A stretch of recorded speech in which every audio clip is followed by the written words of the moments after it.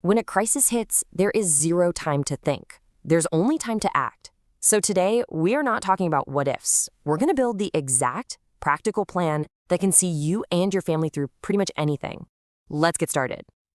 You know, this quote just hits the nail on the head, doesn't it? Survival isn't about being the biggest or the strongest person in the room. It's about having a clear, practiced plan before you ever need it. It's about trading that panic for a procedure you already know by heart. And this is the plan we're building together, right here, right now, step by step. We're going to cover the 3 critical circles of safety. First, what you can carry on your back. Second, how to secure your home. And third, where to go if you just can't stay put. Okay, let's start with the absolute foundation of your entire plan, the go bag.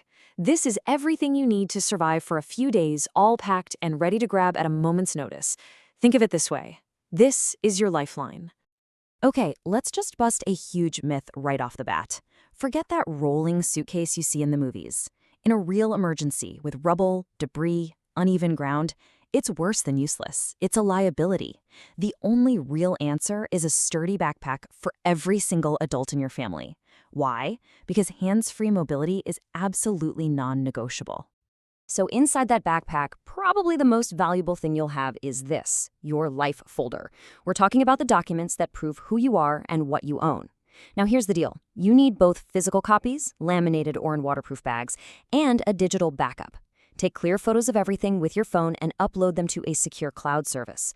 You won't have time to go hunting for these things. It has to be ready to go. I cannot stress this enough. When the power goes out, so do the ATMs, so do the credit card machines, so does every form of digital payment you rely on.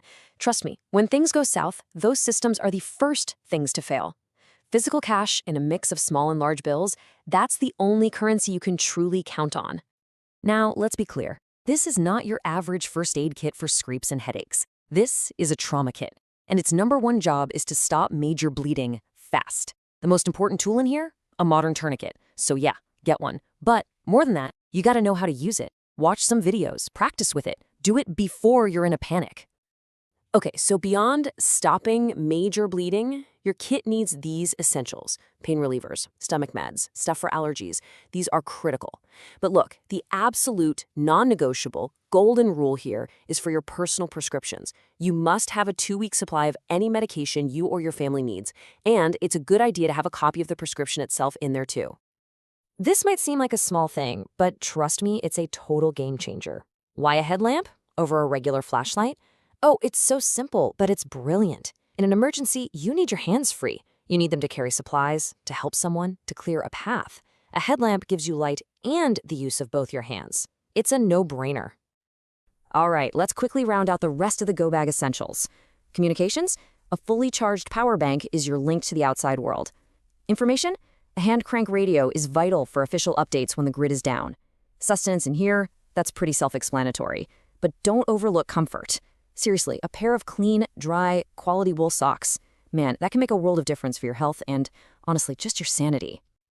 Okay, so that's your go bag. That's your lifeline if you have to leave. Now for the second circle of safety, getting your home ready to be a self-sufficient fortress for at least a week, assuming no power, no water, no help. This is where you ride out the initial storm.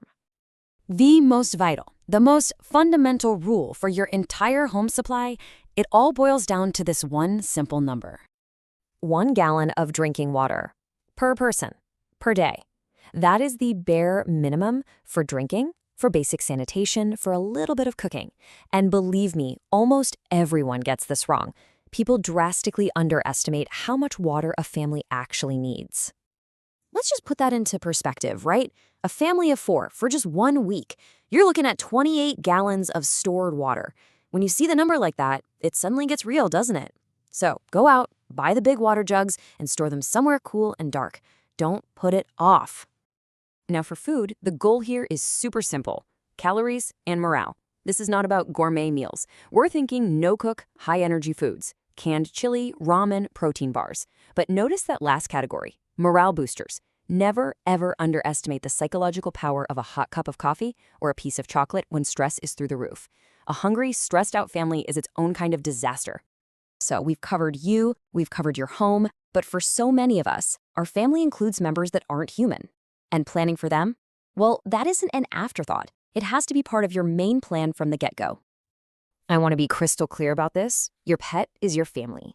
You prepare for them exactly like you prepare for everyone else. They go with you.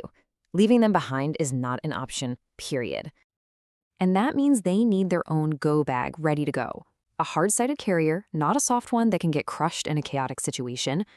At least a week's worth of their food in a waterproof bag, their own water, and collapsible bowls. And this is critical. Their vet and vaccination records go right into your main life folder with all your other important documents. Okay, on to our final circle of safety. What happens if you can't stay home? You need to know how to identify a safe shelter, whether that's in your own house or somewhere else. This is where you need to switch on your brain and really think critically, not just follow the crowd. First things first, you need to know the safest spot in your own home. It's a simple little trick called the two-wall rule. You find an interior room, like a hallway, a closet, or a bathroom, that has no windows. That setup puts at least 2 walls between you and whatever is going on outside, giving you way more protection from wind and flying debris. Now, if you have to evacuate to a public shelter, don't just blindly trust a sign on a door. You need to quickly evaluate it with this mental checklist. And number 1 is the golden rule, the absolute deal breaker. Does it have at least 2 exits? Because you know what a room with 1 exit is? It's a trap. If it fails that one test, you need to find another option. Look, I get it. Thinking through all these scenarios can feel a little grim, but the point of all of this isn't to scare you. It's the exact opposite. It's to empower you. Because having that packed bag, that stored water, that designated safe place, that's what turns fear into focus. Preparation is the ultimate antidote to panic. So this wasn't just a bunch of information. This is an action plan. You have the blueprint now. The plan officially starts the moment you're done listening to this. So I'm going to leave you with a question. What is the very first tangible step you are going to take today to make your family safer?